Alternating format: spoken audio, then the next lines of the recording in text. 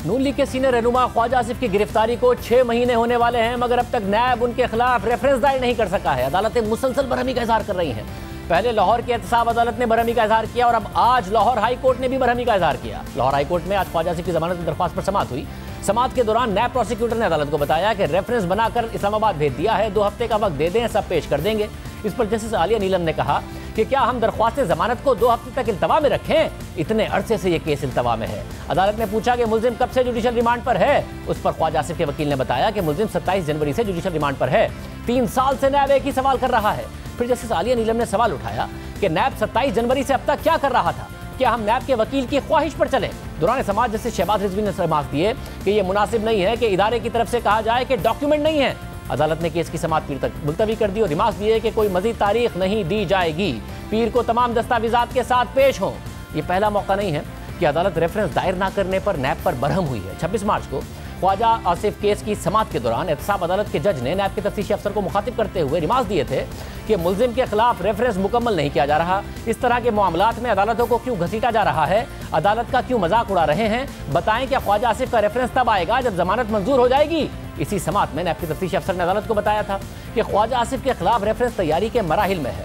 फिर 6 मई को केस की समाअत के दौरान नैब ने अदालत को बताया था कि ख्वाजा आसिफ के खिलाफ रेफरेंस तैयारी के आखिरी मराहिल में है और जल्द ही रेफरेंस दायर कर दिया जाएगा। फिर उसके बाद 3 जून को समाअत हुई तो नैब ने फिर रेफरेंस दायर करने के लिए वक्त मांग लिया, जिसके बाद अदालत ने केस की समाअत 17 जून तक मुलतवी कर दी थी और अब नैब ने आज फिर अदालत से मजीद वक्त मांग लिया है। ख्वाजा आसिफ गुज़िश्ता साल दिसंबर से गिरफ्तार हैं, मगर अभी तक रेफरेंस दायर नहीं हो सका है। इस हवाले से हमने आज नैब के तर्जुमान से रब्ता किया, उन्हें प्रोग्राम में शिरकत की दावत दी ताकि उनसे सवालात कर सकें। हमने उनसे पूछा कि ख्वाजा आसिफ केस में अब तक रेफरेंस दायर ना होने पर आज भी अदालत ने बरहमी का इजहार किया। किसी को 6 माह तक गिरफ्तार रखने की क्या तौजीह हो सकती है जबकि अभी रेफरेंस भी दायर नहीं हुआ है? आपसे दरख्वास्त है कि हमारे प्रोग्राम में शरीक हों और नैब का मौक़िफ़ पेश करें। उस पर नैब के तर्जुमान प्रोग्राम में तो नहीं आए, मगर उन्होंने मौक़िफ़ दिया कि हमने वजूहात अदालत में वाज़े कर दी हैं। वो मौजूद अदालत की इजाज़त से जुडिशल कस्टडी में हैं। नैब के पास ख्वाजा आसिफ के खिलाफ ठोस शवाहिद मौजूद हैं जो सही वक्त पर अदालत के सामने तमाम कानूनी तकाज़े पूरे करने के बाद पेश कर दिए जाएंगे।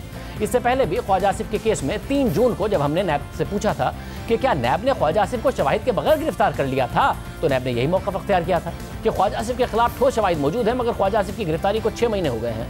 नैब रेफरेंस दायर नहीं कर सका है और ख्वाजा आसिफ गुज़िश्ता साल दिसंबर से गिरफ्तार हैं। यह मामला इस लिहाज से भी अहम है क्योंकि अदालतें मुसलसल नैब की गिरफ्तारी के इख्तियार पर सवालात उठा रही हैं और ट्रायल मुकम्मल होने से पहले गिरफ्तारी और कई महीने तक गिरफ्तार रखने को बुनियादी हुकूक के खिलाफ करार दे चुकी हैं। आपके सामने कुछ अदालती फैसले रखते हैं।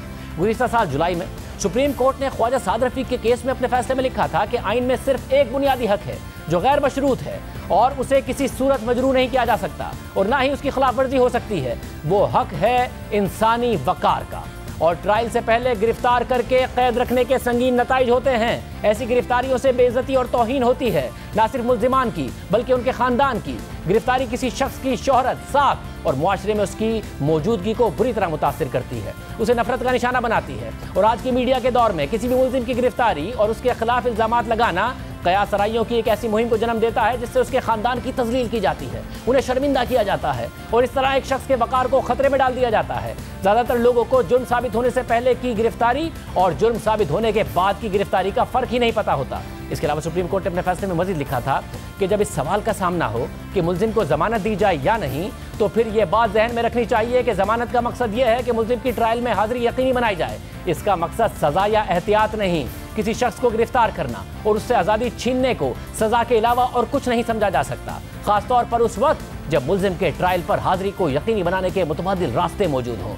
तमाम मुहज़्ज़िब मुआशरे इस उसूल को तस्लीम करते हैं कि सज़ा सिर्फ अदालती फैसले के बाद ही हो सकती है। जब तक ट्रायल के बाद मुल्जिम को सज़ा नहीं हो जाती वो बेगुनाह ही समझा जाएगा। इसके अलावा इस्लामाबाद हाई कोर्ट के चीफ जस्टिस ने 4G केस में अपने फैसले में लिखा था कि आज़ादी किसी भी शहरी का हक है और किसी शहरी से यह हक नहीं छीना जा सकता। नैब का गिरफ्तारी का अख्तियार बुनियादी इंसानी हुकूक के खिलाफ है। अदालती फैसले के मुताबिक अवाम का एतमाद हासिल करने के लिए नैब को बिला तफरीक एहतसाब करना होगा और इस बात का जवाब देना होगा कि क्यों कुछ मुल्जिमान को गिरफ्तार कर लिया जाता है जबकि कुछ को अलग तरीके से ट्रीट किया जाता है। अदालत ने यह भी लिखा था कि किसी शख्स की आज़ादी ख़त्म करने के बजाय कुछ ज़रूरी इक़दाम उठा लिए जाएँ, जैसा कि उस शख्स का नाम एग्जिट कंट्रोल लिस्ट में डाल दिया जाए, पेशी का शेड्यूल बना लिया जाए, पहले ही तमाम रिकॉर्ड महफूज बना लिया जाए। जब इंक्वायरी और इन्वेस्टिगेशन के मरहले पर गिरफ्तार कर लिया जाता है तो उससे आइन में दिए गए हुकूक मुतासिर होते हैं।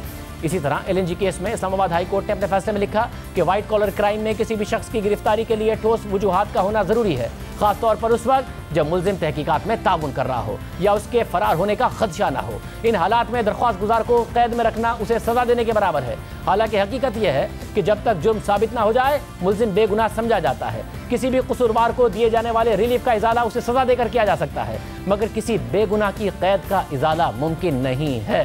ये अदालती फैसले आ चुके हैं और फिर भी ख्वाजा आसिफ पर जुर्म साबित होना दूर की बात, नैब रेफरेंस भी दायर नहीं कर सका है और वो 6 माह से कैद में है।